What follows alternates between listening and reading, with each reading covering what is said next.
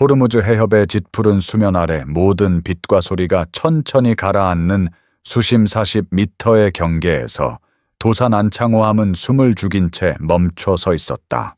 위에서는 밤바다가 잔잔한 얼굴을 하고 있었지만 그 고요함 아래에는 전쟁 직전의 심장이 뛰고 있었다. 함장 이준혁 대령은 음탐실 보고를 듣는 동안 턱을 굳게 다문 채 한마디도 하지 않았다. 수면 위 5km 전방 레이더에도 잡히지 않는 어둠 속에는 경항공모함 페르세폴리스가 떠 있었다. 한국 조선 기술로 건조됐던 그 거대한 강철 덩어리는 이제 아이러니하게도 미국 항공모함 에이브러햄 링컨을 겨냥한 창끝이 되어 있었다. 일주일 전 태평양 사령부에서 도착한 암호화 전문이 그의 머릿속을 떠나지 않았다. 우리가 만든 것은 우리가 처리한다. 대한민국 정부가 미국의 요청을 수락하며 단 하나 내건 조건, 그것은 자존심이었고 동시에 책임이었다. 붉은 전투 조명 아래 조타 콘솔에선 김태현 중령은 해도 위 좌표를 짚으며 속삭이듯 보고했다. 목표까지 5,000m. 숫자는 차가웠지만 그 안에 걸린 의미는 뜨거웠다. 이 거리 안에 대한민국의 군사적 신뢰와 한미 동맹의 무게가 동시에 실려 있었다. 어로의 발사관에는 이미 국산 중어로의 홍상거 4발이 장전되어 있었다. 우리 기술로 만든 함선을 우리 기술로 만든 무기로 멈춰 세워야 하는 잔혹한 역설이 잠수함 내부 공기를 무겁게 짓눌렀다. 손아실의 박진우 상사는 헤드폰을 귀 깊숙이 밀어넣고 눈을 감은 채 바다의 소리를 해부하고 있었다. 수천 가지 수중 잡음 속에서 그는 익숙한 진동을 골라냈다. 대한조선 해양 설계진이 만든 가변피치 프로펠러, 특유의 리듬 분당 120회전의 일정한 맥박이 물속을 가르며 전해졌다. 마치 오래 들은 노래의 멜로디처럼 그는 그 소리를 단번에 알아챘다. 자신들이 만든 기술의 목소리였다. 전술 화면에는 또 다른 위협이 떠올랐다. 페르세폴리스 갑판 위 발진 대기 중인 샤헤드 136 자폭 드론 32기. 각 기체에는 50kg의 폭약이 실려 있었고 일제히 출격하면 링컨함은 10분 안에 포화에 잠길 가능성이 높았다. 팔랑크스시 IWS와 요격 미사일이 있어도 사방에서 밀려드는 적어도 드론 떼를 완벽히 막아내는 것은 거의 불가능에 가까웠다. 통신실에서는 이미 미 해군 저함대와 암호 채널이 연결되어 있었고 링컨함에서 파견된 연락장교 마이클 코왈스키 중령이 도산 안창호함 지휘부 옆에서 상황을 지켜보고 있었다. 잠수함 내부는 놀라울 만큼 조용했다. 불필요한 말도 움직임도 없었다. 낮은 목소리에 필수 보고만 오갔고 그 절제된 분위기는 수술실을 연상시켰다. 모두가 자신이 무엇을 해야 하는지 알고 있었고 그 사실이 오히려 더 숨막히는 긴장을 만들었다. 현지 시각 0시 45분.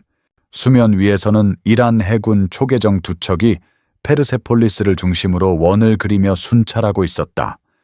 디젤 엔진의 둔탁한 저주파가 해수를 타고 내려와 선체를 스치고 사라졌다. 박진우 상사는 그 주파수 변화를 계산해 초계정의 속력과 회전 방향을 실시간으로 추적했고 전술 화면에는 붉은 점 2개가 규칙적으로 움직였다. 작전 개시까지 15분. 잠수함 전체가 거대한 폐처럼 숨을 참고 있었다. 이준혁 대령은 전투 조명 아래 장병들의 얼굴을 천천히 훑었다. 어뢰 통제반의 정민수 대위 기관실의 강호석 상사항에 콘솔의 윤지호 중위. 누구 하나 시선을 피하지 않았다. 7년 전 거제 조선소에서 진수된 페르세폴리스의 모습이 그의 머릿속을 스쳤다. 그 거대한 선체를 만들던 용접 불꽃 갑판을 걸으며 웃던 기술자들 마지막 도장 냄새까지 떠올랐다. 그들의 땀으로 완성된 배를 이제 자신이 가라앉혀야 했다. 손아실에서 다급한 보고가 올라왔다. 갑판 상부 다수 소형 피스톤 엔진 예열음 포착. 드론 시동이 걸리고 있었다. 시간이 사라지고 있었다. 드론이 뜨면 모든 것이 늦는다. 이미 공중으로 날아오른 위협은 침몰하는 함선과 무관하게 목표를 향해 날아갈 것이다. 이준혁 대령은 코왈스키 중령을 바라봤다. 두 사람의 시선이 잠시 맞물렸고 코왈스키는 말없이 고개를 끄덕였다. 묵시적 승인, 신뢰의 표시였다. 발사 통제반에서 정민수 대위의 목소리가 울렸다. 1번부터 4번 발사관 사격 준비 완료. 홍상어 한 발의 탄두에는 200kg 고성능 폭약이 실려 있었다. 2발이면 기관실을 마비시키고 3발이면 침몰은 시간 문제였다. 콘솔 위 초록색 표시등이 차례로 점등됐다. 김태현 중령의 손가락이 마지막 사격 재원을 입력했다. 잠수함 안의 공기가 완전히 멈췄다. 이제 남은 것은 단 하나 반가세를 당기는 결단뿐이었다. 표적까지의 거리 5,000m 표적의 예상, 침노 제65도 표적의 속력 5노트, 홍상어의 최대 사전거리 2만 미터를 고려했을 때 충분한 타격범위 아니었습니다. 중령의 손가락이 화면 유리를 미끄러지며 재원을 확정했고 어의 유도 시스템에 표적 데이터가 전송되었죠. 복잡한 수학적 계산이 컴퓨터 내부에서 순식간에 이루어졌고 어뢰가 표적에 도달하기 위한 최적의 궤적이 산출되었습니다. 해류의 방향과 속도 수원과 염도에 따른 음파 전달 특성 표적의 예상 기동 패턴까지 모든 변수가 고려되었습니다. 그 순간 소화실에서 긴급 보고가 터져 나왔습니다. 페르세폴리스 호위 초계정 중 하나가 갑자기 침로를 변경하여 도산 안창호함이 자망 중인 방향으로 접근하고 있다는 내용이었죠. 거리 3,000m 속력 20노트로 다가오고 있었습니다. 함내 순간적인 긴장이 흘렀습니다. 발각된 것인가 아니면 정례 순찰의 일환인가 그 판단을 내리기에는 정보가 부족했죠. 박진우 상사의 이마에 땀방울이 맺혔고 그의 손가락이 소나 콘솔 위에서 미세하게 떨렸습니다. 그는 초계정의 음향 특성을 더욱 자세히 분석하기 시작했습니다. 엔진의 회전수가 증가하고 있었고 스크루의 캐비테이션 소음이 뚜렷하게 들렸습니다. 이것은 단순한 정례 순찰이 아닐 수도 있었습니다. 이준혁 대령이 낮은 목소리로 명령을 내렸습니다. 심도 80으로 하강하고 기관 정지 후 무음 항해로 전환하라는 것이었죠. 도산 안창호함의 선체가 천천히 가라앉기 시작했습니다. 수심 개의 숫자가 40에서 50으로 50에서 60으로 올라갔습니다. 승조원들은 숨소리조차 죽이며 모든 움직임을 최소화했습니다. 기관실의 강호석 상사가 주기관을 정지시켰고 함선은 오직 배터리 동력만으로 고요의 침묵 속에 잠겼죠.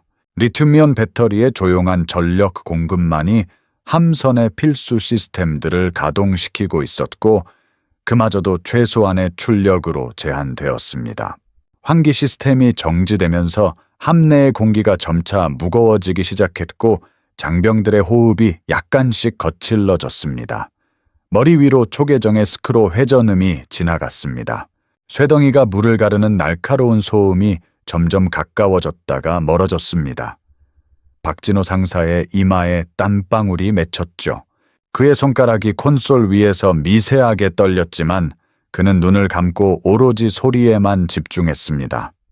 초계정의 소나가 능동을 발사하는 소리가 들렸습니다. 물속을 가르며 퍼져나가는 음파가 도산 안창호함의 선체에 부딪혔고 그 반사파가 다시 초계정으로 돌아갔죠. 박상사는 숨을 멈췄습니다. 적이 탐지했는가 아니면 그냥 지나칠 것인가 그 몇 초가 영업처럼 느껴졌습니다. 초계정이 도산 안창호함의 상공을 통과하되 걸린 시간은 불과 40초였습니다. 하지만 그 40초는 함내의 모든 이에게 40분처럼 느껴졌죠. 스크로움이 점차 멀어지고 마침내 탐지범이 밖으로 사라졌습니다. 박진우 상사가 손등으로 이마에 땀을 훔치며 안도의 숨을 내쉬었습니다. 초계정은 도산 안창호함을 탐지하지 못했거나 혹은 탐지했더라도 수중 지형의 반향으로 착각했던 것이죠. 페르시아만의 해저에는 암초와 침몰선이 많았고 소나 반사파를 해석하는 것은 언제나 어려운 일이었습니다. 위기는 넘겼지만 시간은 더욱 촉박해졌습니다. 작전 개시 시각까지 3분이 남았고 페르세폴리스의 드론 발진은 임박해 있었습니다. 이 대령이 다시 부상 명령을 내렸습니다. 심도 40m, 어로의 발사 가능 심도까지 올라가야 했죠. 리튬이온 배터리가 조용히 전력을 공급하며 도산 안창호함은 유령처럼 상승했습니다. 수심계가 70에서 60으로 60에서 50으로 내려갔습니다. 선체 외벽에 가해지는 수압이 점차 줄어들며 금속 구조물이 미세하게 삐걱거렸죠. 그 소리마저 함내에서는 크게 들렸고 승조원들은 그 소리가 적에게 들리지 않기를 속으로 빌었습니다. 40m 발사심도 도달 정민수대 위에 보고가 울렸습니다. 이준혁 대령이 시계를 확인했습니다. 01시 정각까지 1분이 남았습니다. 그는 함교 앞으로 걸어가 직접 발사 버튼 앞에 섰습니다. 한국 해군 역사상 실전에서 잠수함이 타곡함선의 어르를 발사하는 것은 이번이 처음이었죠. 그 역사적 무게가 그의 어깨를 짓눌렀습니다. 이대령의 손이 약간 떨렸지만 그는 깊은 숨을 들이마시며 마음을 가다듬었습니다. 이것은 개인의 감정으로 할 수 있는 일이 아니었습니다. 이것은 대한민국 해군 장교로서의 임무였고 그는 그 임무를 수행할 것이었습니다. 마지막 30초가 시작되었습니다. 김태현 중령이 최종 사격 재원을 확인했습니다. 표적 페르세폴리스 방위공 65 거리 500m 어외 예상 주파 시간 5분 40초 모든 수치가 녹색 확인 등으로 점등되었습니다. 정민수대위가 어뢰 발사관의 압력을 최종 점검했고 모든 파라미터가 정상 범위 안에 있었습니다. 20초 이대령의 손이 발사 레버 위에 올라갔습니다. 차가운 금속의 감촉이 그의 손바닥에 전해졌죠. 이 레버를 당기는 순간 대한민국은 더 이상 돌이킬 수 없는 선택을 하게 되는 것이었습니다. 10초. 코알스키 중령이 무전으로 링컨남의 상황을 보고했습니다. 한국 해군 잠수함이 발사 준비를 완료했으며 임박했다는 내용이었죠. 링컨남의 지휘관은 대기 상태를 유지하라는 응답을 보내왔습니다. 5초, 4초, 3초, 2초, 1초 함교환의 모든 시선이 대령의 손에 집중되었습니다. 01시 정각 이준혁 대령이 발사 해버를 당겼습니다. 1번관의 문이 열리며 압축 공기가 터져 나왔고 홍상어 중어회례가 발사관을 이탈했습니다. 어뢰의 추진 모터가 점화되며 초속 50노트의 성력으로 전진하기 시작했죠. 3초 강역으로 2번관의 어뢰가 뒤따라 두 발의 홍상어가 물속을 가르며 페르세폴리스를 향해 돌진했습니다. 어뢰 발사의 반동이 함선 전체에 미세한 진동으로 전해졌고 그 진동을 느낀 승조원들은 자신들이 역사적인 순간의 일부가 되었음을 실감했습니다. 함내의 침묵이 내려앉았습니다.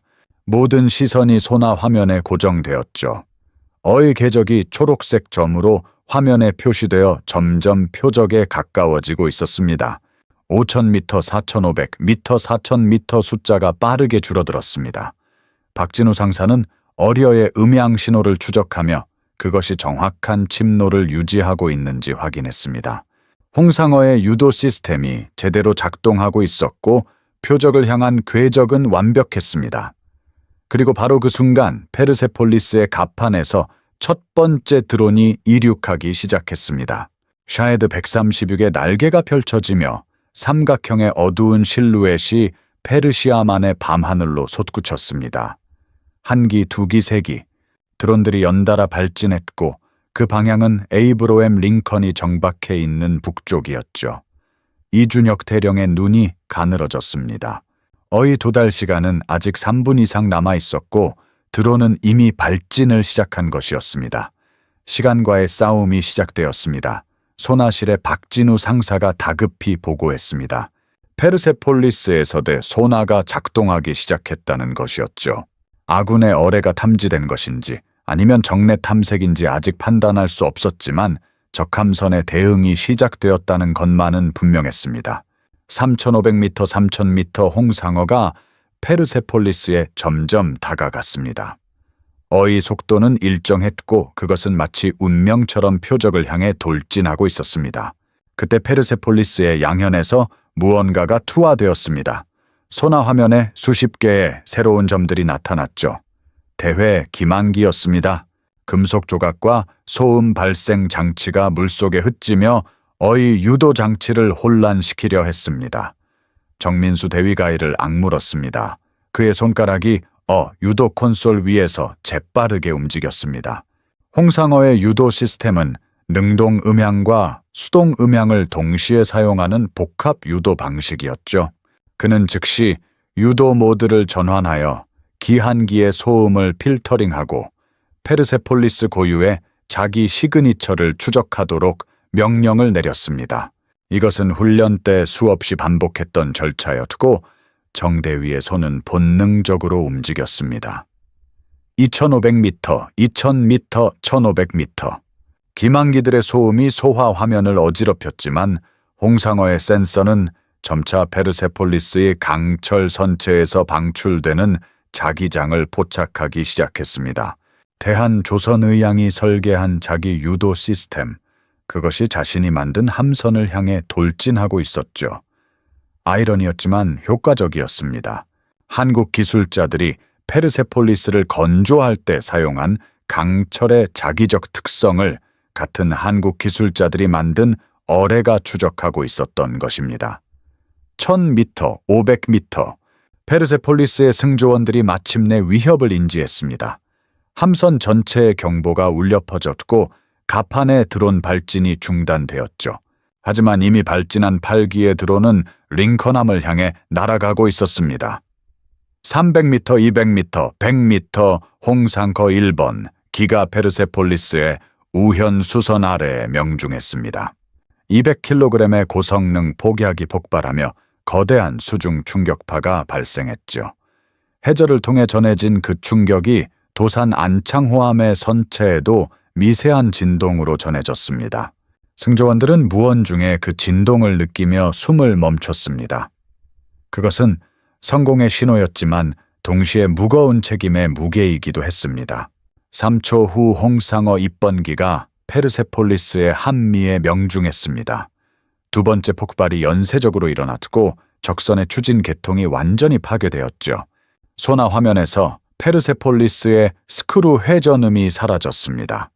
그 대신 금속이 찢어지고 구조물이 무너지는 소음이 물속으로 퍼져나왔습니다. 한국의 조선 기술로 만들어진 함선이 한국의 어뢰 기술로 최후를 맞고 있었죠. 박진우 상사는 헤드폰을 통해 그 모든 소리를 듣고 있었습니다.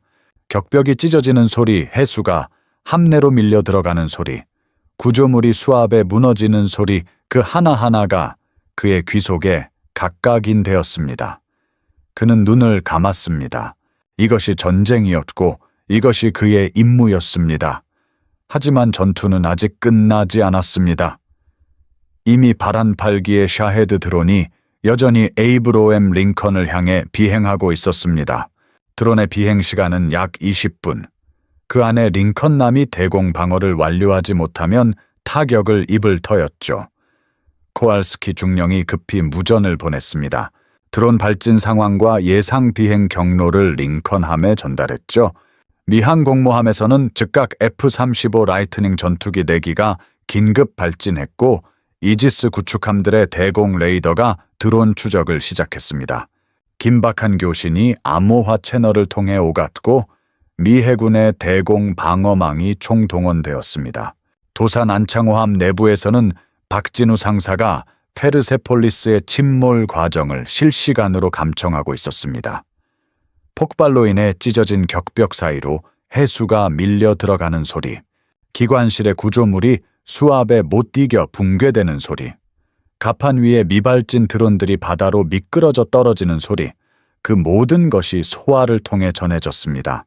이준혁 대령은 그 소리를 들으며 두 눈을 감았습니다. 자신의 손으로 반가세를 당겨 벌어진 일이었죠. 어떤 감정을 느껴야 하는지 그 자신도 알 수 없었습니다. 안도인지 슬픔인지 아니면 그저 허탈함인지 복잡한 감정이 그의 가슴 안에서 뒤엉였습니다. 하지만 그는 그 감정을 겉으로 드러내지 않았습니다. 함장으로서 그는 침착함을 유지해야 했습니다. 수면 위에서는 불길이 타오르고 있었습니다. 페르세폴리스의 갑판에 적재되어 있던 항공유가 폭발하며 거대한 화염 기둥이 페르시아만의 밤하늘을 붉게 물드였죠.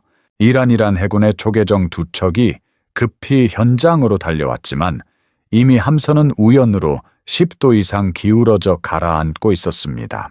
구조정들이 물속에 뛰어든 승조원들을 건져 올리기 시작했고 비상 조명탄이 하늘을 밝혔습니다. 페르시아만의 평온했던 밤이 갑작스러운 재난으로 혼란에 빠졌습니다. 그 순간 도산 안창호함의 통신실에 새로운 메시지가 도착했습니다. 미태평양 함대 사령부에서 보낸 암호 전문이었죠. 김태현 중령이 전문을 해독하여 함장에게 보고했습니다. 내용은 단 3문장이었습니다. 작전 목표 달성 확인. 대한민국 해군의 신속하고 정확한 임무 수행에 미합 중국 해군을 대표하여 깊은 감사를 전함. 귀함은 즉시 이탈하여 귀한 나라. 이준혁 대령이 고개를 끄덕였습니다. 그는 조용히 명령을 내렸습니다. 침노 반전 심도 120m로 하강 제속 18트로 철수. 도산 안창호함이 선체를 돌려왔던 방향으로 항해를 시작했습니다. 그 뒤로 페르세폴리스의 잔해가 천천히 페르시아만의 해저로 가라앉고 있었죠. 4만 톤의 거대한 강철 구조물이 물속으로 사라지며 거품과 소형 도리를 일으켰고 그 광경을 목격하니란 해군 장병들은 충격에 빠져 있었습니다. 그들의 자랑이었던 드론 한 모가 불과 몇 분 만에 침몰한 것이었고 그 공격이 어디서 왔는지조차 명확하지 않았습니다. 코왈스키 중령은 철수하는 한국 잠수함의 함내를 둘러보며 속으로 감탄을 금치 못했습니다. 작전 개시료까지 불과 7분이었습니다. 그 짧은 시간 동안 한국 해군은 단 한 치의 오차도 없이 임무를 완수했죠. 미 해군에서도 이 정도의 정밀도는 쉽게 찾아보기 어려운 수준이었습니다.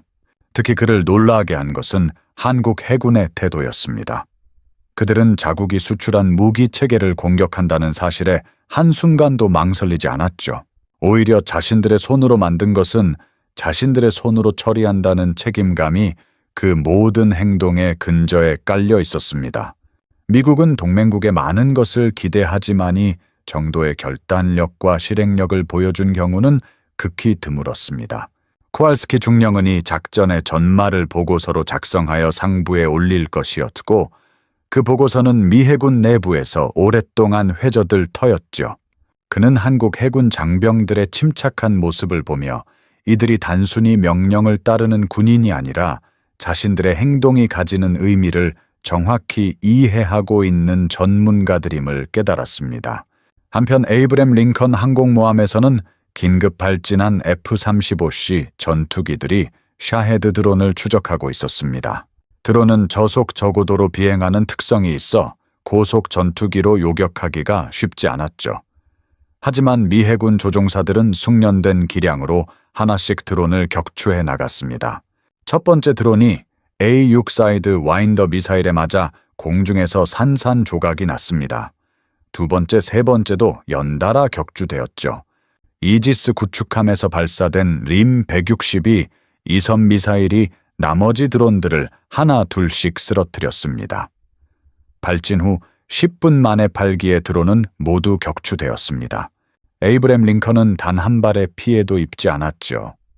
이 소식이 도산 안창호함에 전해졌을 때 함내의 긴장이 비로소 풀리기 시작했습니다.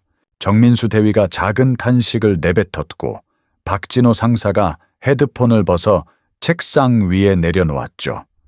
강호석 상사는 기관실에서 주기관을 재가동하며 장시간의 무음 항해에서 벗어났습니다. 함내에 다시 정상적인 기계음이 울려 퍼지기 시작했고 그 익숙한 소리가 승조원들에게는 위안이 되었습니다. 이준혁 대령은 함교 의자에 앉아 잠시 눈을 감았습니다. 그의 머릿속에는 수없이 많은 생각이 교차했죠. 오늘 밤 페르시아 안에서 벌어진 일은 대한민국 해군 역사에 기록될 것이었습니다. 실전에서 잠수함이 적함선의 어뢰를 발사하여 격심시킨 최초의 사례, 그리고 자국 수출 무기를 자국 군대가 파괴한 전례 없는 사건으로 말이죠. 하지만 그 기록의 이면에는 복잡한 감정이 자리 잡고 있었습니다. 페르세폴리스를 건조한 한국의 기술자들, 그들 중 일부는 아마 뉴스를 통해 이 소식을 접하게 될 터였죠. 자신들의 손으로 만든 함선이 같은 나라의 잠수함에 의해 침몰당했다는 사실을 어떻게 받아들일지 대령은 그 심정을 헤아릴 수 없었습니다. 그러나 한 가지 분명한 것이 있었습니다. 대한민국은 자신들의 책임을 회피하지 않았다는 것이죠. 이란이 한국산 무기를 동맹국에 겨울 때 한국은 직접 나서서 그 위협을 제거했습니다. 그것이 비록 자국의 기술력을 부정하는 일처럼 보일지라도 동맹의 신뢰를 지키는 것이 더 중요하다고 판단한 것이었습니다. 미 해군은 이 선택의 무게를 알고 있었습니다. 코왈스키 중령은이 대령에게 다가가 악수를 청했고 두 장교의 손이 굳게 맞잡혔습니다. 말은 필요 없었죠. 그 악수 안에 모든 감사와 존경이 담겨 있었습니다. 도산 안창호함은 호르무즈 해협을 빠져나와 아라비아해로 항진하고 있었습니다. 귀한 경로는 아직 멀었지만 함내의 분위기는 한결 가벼워졌죠. 임무를 완수했다는 안도감이 승조원들의 얼굴에 묻어났습니다. 하지만 이준혁 대령은 여전히 긴장을 놓지 않았습니다. 페르세폴리스의 침몰은 이란에게 엄청난 충격을 줄 터였고 그들이 보복 조치를 취할 가능성이 있었기 때문이죠. 이란 혁명 수비대 해군이 도산 안창호함을 추적하고 있을 수도 있었습니다. 그는 손아실의 지속적인 경계를 명령했고 함선은 여전히 깊은 심도를 유지하며 은밀하게 항해를 계속했습니다. 시간이 흘러 동이 트기 시작했습니다. 페르지만의 수면 위로 태양이 서서히 고개를 내밀었지만 도산 안창호함은 여전히 햇빛이 닿지 않는 심해에서 유령처럼 움직이고 있었죠. 함내의 시계가 오전 6시 30분을 가리쳤을 때 이대령은 비로소 첫 번째 휴식 명령을 내렸습니다. 교대 근무 인원을 제외한 승조원들에게 짧은 수면 시간이 주어졌고 긴장으로 지친 장병들이 각자의 침상으로 향했습니다. 정민수 대위는 어뢰 발사관 통제반의 콘솔 앞에 앉아 잠시 눈을 붙였습니다. 그의 꿈속에서도 홍상거 어뢰가 발사되는 장면이 반복되었죠. 압축 공기가 터지는 소리, 어뢰가 발사관을 이탈하는 진동, 그리고 원거리에서 들려오는 폭발은 그 모든 것이 생생하게 재현되었습니다. 박진우 상사는 소나 콘솔에서 잠시도 눈을 떼지 못했습니다. 그는 이란 해군의 움직임을 감시하고 있었죠. 페르세폴리스가 침몰한 지점 주변에서 이란 구조함들의 소음이 감지되었고 초계정들이 부산하게 오가는 소리가 들려왔습니다. 하지만 다행히도 도산 안창호함을 추적하는 움직임은 없었습니다. 이란 해군은 아직 공격이 어디서 왔는지 정확히 파악하지 못한 것으로 보였고 그들의 혼란이 도산 안창호함의 안전한 철수를 돕고 있었습니다. 오전 10시경 함선이 호르무즈 해협을 완전히 빠져나와 오만 만에 진입했습니다.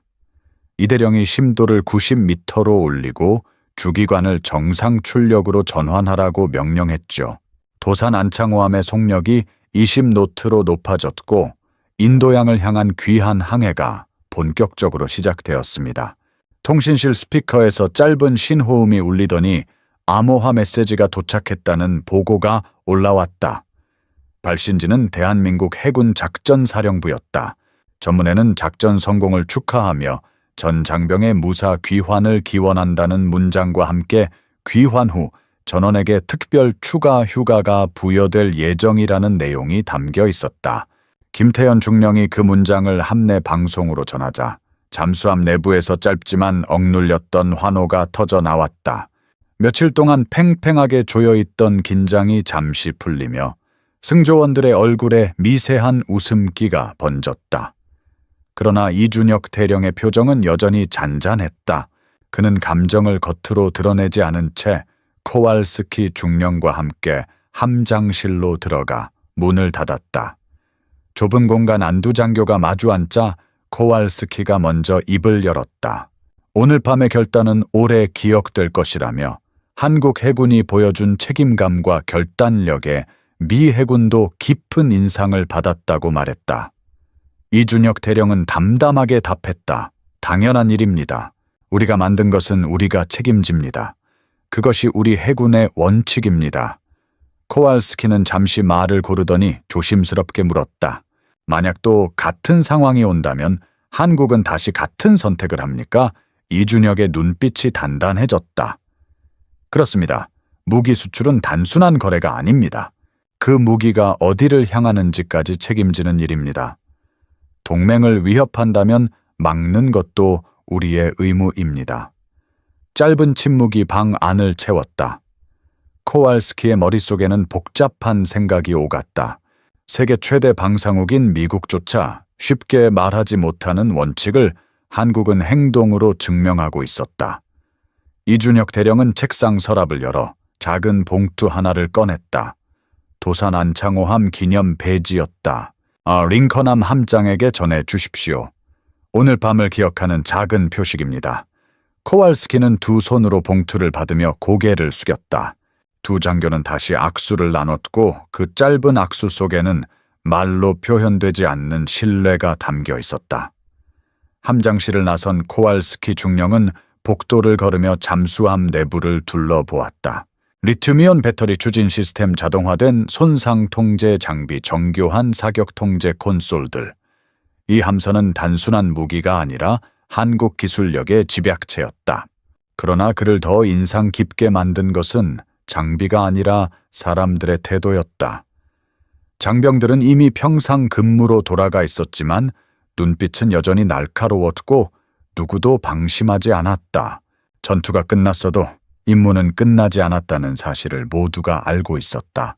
도산 안창호함은 페르시아만을 빠져나와 아라비아해로 진입했고 더 깊은 수심 속으로 몸을 숨긴 채 동쪽으로 항해를 이어갔다. 함내 식당에서는 조리병들이 특별 식사를 준비했고 따뜻한 국과 밥 냄새가 복도에 퍼졌다. 그 익숙한 향은 철과 기계 냄새에 익숙해진 승조원들의 마음속에 잠시 고향을 불러왔다. 웃음소리가 조심스럽게 오갔고 누군가는 가족 이야기를 꺼냈다. 하지만 동시에 어로의 재장전 작업도 진행되고 있었다. 사용된 발사관에는 새 홍상어 어뢰가 다시 장전되었고 시스템은 완전한 전투 대기 상태로 복귀했다. 바다는 언제든 다시 적이 될 수 있었다. 손아실의 박진우 상사는 새로운 해역의 수중 음향 특성을 분석하며 항로를 재계산했고 김태현 중령은 함교에서 항해 일지를 작성했다. 오늘 밤의 모든 순간이 건조한 문장으로 기록되었지만 그 문장 뒤에는 숨 막히던 긴장과 결단의 무게가 고스란히 배어 있었다. 밤이 다시 찾아왔고 잠수함 내부는 교대 휴식에 들어갔다. 그러나 이준혁 대령은 쉽게 잠들지 못했다. 침실의 희미한 조명 아래 그는 눈을 감았지만 귀에는 여전히 금속이 찢어지는 소리가 맴돌았다. 페르세폴리스의 선체가 파열되며 울려 퍼진 저음 기관실이 무너질 때의 둔중한 파동, 그리고 마지막으로 거대한 선체가 해저에 닿으며 남긴 긴 여운, 그 함선에도 사람이 타고 있었다. 적이었지만 누군가의 아들이고 아버지였을 사람들이었다. 그는 그들이 최대한 많이 탈출했기를 조용히 빌었다. 군인은 임무를 수행해야 했지만 인간으로서 느끼는 감정까지 버릴 수는 없었다. 얕은 잠에 빠져든 그는 꿈속에서 거제 조선소에 서 있었다. 거대한 용골 위로 용접 불꽃이 튀고 아직 이름도 붙지 않은 함선이 천천히 형태를 갖추고 있었다. 그 배는 전쟁을 위해 태어난 것도 평화를 위해 태어난 것도 아니었다. 단지 만들어졌을 뿐이고 그 운명은 사용하는 사람들의 선택에 달려 있었다. 새벽녘 그는 문득 눈을 떴다. 함내는 고요했고 그는 천천히 일어나 함교로 향했다.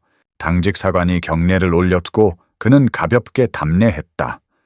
보이지 않는 수평선 위에는 별들이 여전히 떠 있을 시간이었다. 그는 낮게 중얼거렸다. 우리는 해냈다. 이제 집으로 간다. 그 한마디 속에는 안도와 자부심, 그리고 설명할 수 없는 슬픔까지 뒤섞여 있었다. 도산 안창호함은 인도양을 가로질러 태평양을 향해 나아갔다. 아직 수천 킬로미터가 남았지만 승조원들의 마음은 이미 고향을 향해 달리고 있었다. 이 작전의 의미는 바다를 건너 워싱턴과 도쿄, 베이징과 모스크바도 전해질 것이다.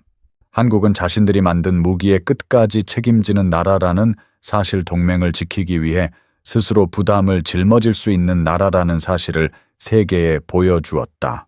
페르시아만 해저에 가라앉은 페르세폴리스의 잔해는 그 조용한 증거로 남을 것이다. 한국의 기술로 태어나 한국의 손으로 멈춰선 함선, 그 역설이야말로 이 나라 방위산업의 철학을 말해주고 있었다. 우리가 만든 것은 우리가 책임진다. 그 문장은 도산 안창호함 승조원들의 가슴 속에 깊이 새겨져 있었다. 동쪽 하늘이 밝아오자 잠수함은 조금 더 속력을 높였다. 피로가 얼굴에 남아 있었지만 장병들의 눈빛은 어느 때보다 또렷했다. 임무 완수, 그 두 단어가 그들의 등을 밀어주고 있었다. 함수가 태양이 떠오르는 방향을 가리켰고 그 너머 어딘가에 대한민국이 기다리고 있었다. 이준혁 대령의 입가에 희미한 미소가 번졌다. 집으로 간다. 그는 다시 한번 마음속으로 되뇌었다. 그리고 멀리 떨어진 거제도의 조선소에서는 또 다른 함선의 용접 불꽃이 어둠을 밝히고 있었다. 기술자들은 아직 모른다. 자신들의 손에서 태어난 강철이 어떤 바다를, 어떤 운명을 지나게 될지. 하지만 한 가지는 분명했다. 이 나라의 군인과 기술자들은 자신들이 만든 모든 것에 끝까지 책임질 준비가 되어 있다는 사실이었다. 그것이 바로 대한민국의 자존심이었다.